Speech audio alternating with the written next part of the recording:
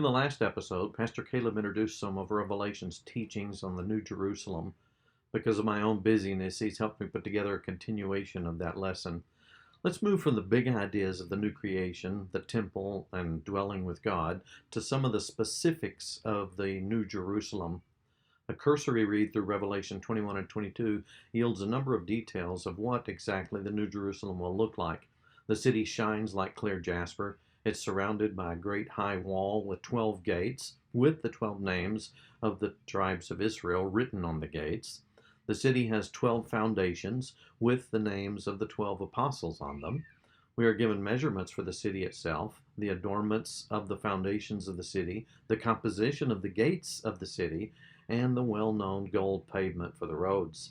Moving into chapter 22, we see a river, a fruit-bearing tree, and God himself being the Sun, S-U-N, of our forever home. One might argue that such detail is intended to be a literal explanation of what the New Jerusalem will look like. This desire to be faithful to the text is admirable. Even among many literal scholars, however, there is some slight symbolizing of several of these factors. Consider just a few questions. Why is there a wall in the new heavens and new earth when all that is evil will be gone?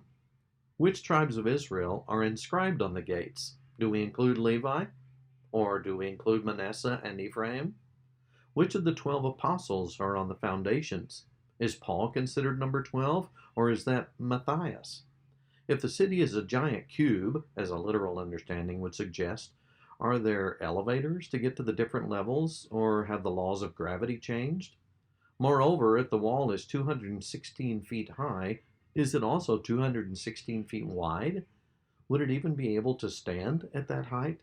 Perhaps more questions could be asked, but we voice those only to help us appreciate the value for an approach that might make better sense of the text. Permit us to offer what we feel is a preferred understanding of the details in Revelation 21 and 22.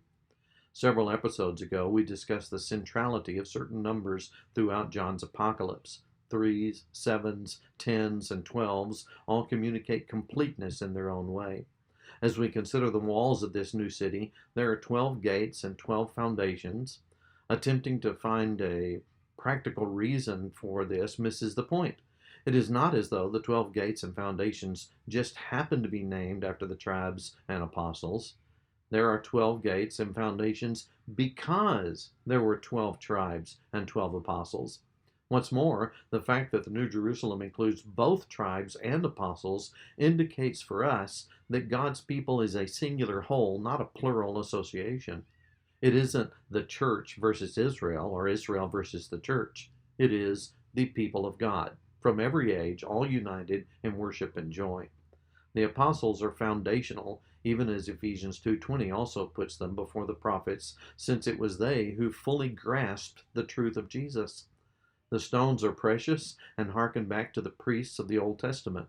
We are holy and we are treasured. Listen to Isaiah 54:11 through 14. O afflicted one, storm-tossed and not comforted, behold, I will set your stones in antimony and lay your foundations with sapphires. I will make your pinnacles of agates, your gates of carbuncles, and all your wall of precious stones. All your children shall be taught by the Lord, and great shall be the peace of your children. In righteousness you shall be established. You shall be far from oppression, for you shall not fear, and from terror, for it shall not come near you. Can you see that Revelation pulls from this and beautifully expands on it? And what about the measurements? I'm a bit of an artist, and I'm pleased when things are proportionate. There's a feeling of rightness when there is symmetry and glory in that symmetry.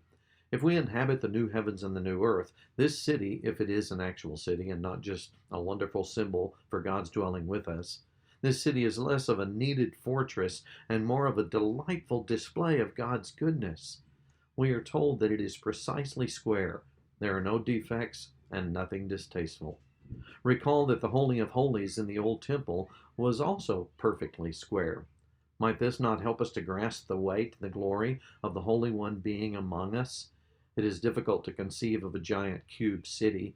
It is easier to appreciate the completeness and perfection of God's dwelling with man.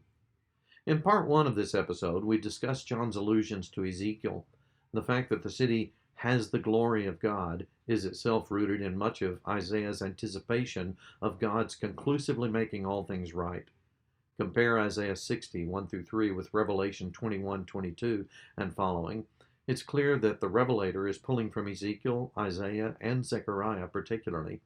We see echoes of the books of Kings and of Exodus also. Isn't it interesting that in Solomon's day, the biblical writers comment on the wealth of his reign by saying that silver was so abundant that it is compared to paving stones? The gold streets of the New Jerusalem will blow Solomon's renown out of the water. Taking a symbolic understanding of Revelation 21 and 22 is, again, in our opinion, preferred from simply an interpretive perspective. We would argue that the symbolic approach has the added, if not primary, benefit of redirecting our focus from specific physical details onto what the details rightly signify. God is the God who has saved both Jews and Greeks. God is the God who protects us. God is the God who has prepared a perfect inheritance for us. God is the God of all worth and all majesty. God is the God who provides healing for the nations. God is the God of living water. God is the God of eternal goodness and justice. Whatever your eventual interpretation of Revelation 21 and 22, it would be our desire that these two chapters accomplish two things in your heart. First, that they overwhelm you with the faithfulness of God to his people throughout this age. Second, that they excite you with the fact that in the age to come, the brightness of our Savior will shine in everything.